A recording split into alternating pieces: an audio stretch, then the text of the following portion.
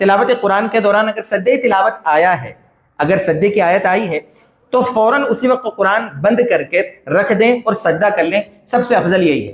کہیں ایسا نہ ہو کہ ہم بھول جاویں اور وہ ذمے میں رہ جاوے، مسئلہ ہو جاوے، موت کا کوئی بھروسہ نہیں، اس لیے فوراً کر لیں، سب سے اچھی بات. بس ہاں یہ دھیان رکھیں کہ جس وقت آپ وہ پڑھ رہے تھے، تلاوت قرآن کر رہے تھے اور سجدے کی آیت پڑھی، اس وقت مکروہ وقت نہ ہو، اس کا دھیان رکھیں. کون سے مکروہ وقت ہیں؟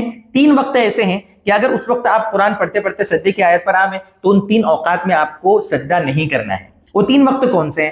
پہلا ہے طلوع آفتاب کا وقت، سورج نکلنے سے لے کر تقریباً 15-20 منٹ آپ رک جاویں، اس کے بعد آپ سجدہ کریں.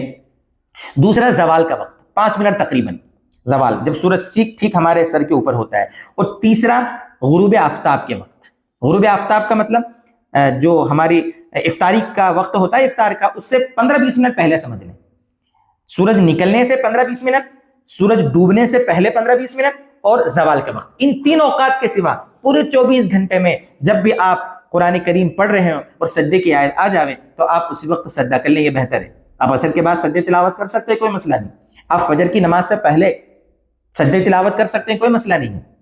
بہت سے لوگ سمجھتے ہیں، اس وقت بھی غلط فہمی کا شکار ہو جاتے ہیں، سمجھتے ہیں کہ عصر کے بعد سجدے تلاوت نہیں کر سکتے. یہ غلط فہمی ہے.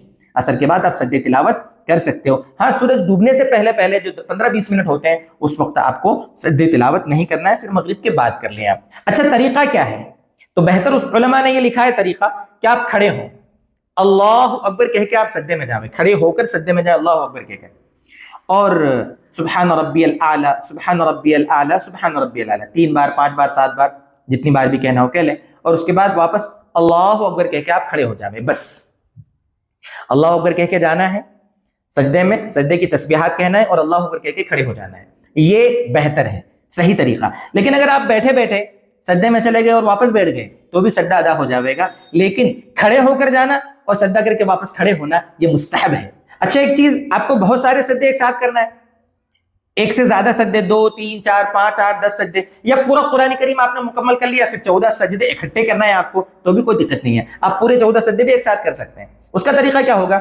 اللہ اکبر کہہ کے آپ سجدے میں جاویں، سجدے کی تسبیح کہہ لیں، اس کے بعد بیٹھ جائیں، قاعدے میں بیٹھتے ہیں ایسا بیٹھ جائیں، پھر اللہ اکبر کہہ کے سجدے میں جائیں، سجدے کی تسبیح کہیں، پھر اللہ اکبر کہہ کے بیٹھ جائیں، پھر اللہ اکبر کہہ کے سجدے میں جائیں، پھر اللہ اکبر کہہ کے بیٹھ جائیں. اس طرح آپ ایک ساتھ 10 20 30 50 جتنے چاہیں اتنے سجدے آپ کر سکتے ہیں. یہ ہے ایک ساتھ کئی سجدے کرنے کا طریقہ. اور آخر میں آپ یہ کریں کہ جب آخری سجدہ آپ کا ہو جاوے آپ سیدھے کھڑے ہو جاویں.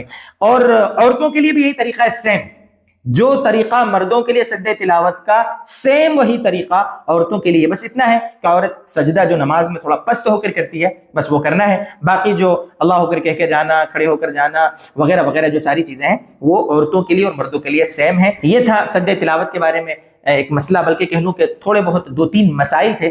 آپ اپنے دوستوں میں بھی شیئر کر دیں تاکہ ان کو بھی صحیح سجدہ کرنے کا طریقہ پتہ چل جاوے. اللہ تعالی ہمارے سجدوں کو، ہمارے روزوں کو، تلاوت قرآن کو، تراویح کو، عبادتوں کو، سب کو اللہ تعالی اپنی بارگاہ میں قبول فرمائے.